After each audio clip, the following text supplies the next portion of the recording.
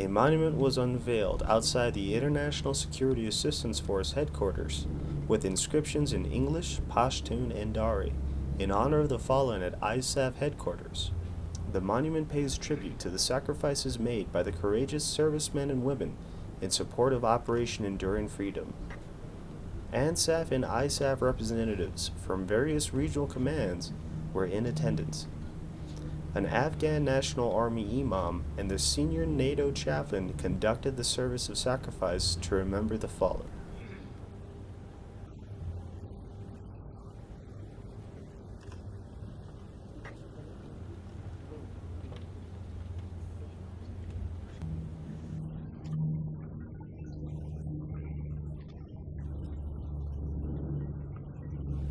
General Joseph F. Dunford Jr., commander of ISAF and United States Forces-Afghanistan, spoke to service members and GIRoA dignitaries at the ceremony.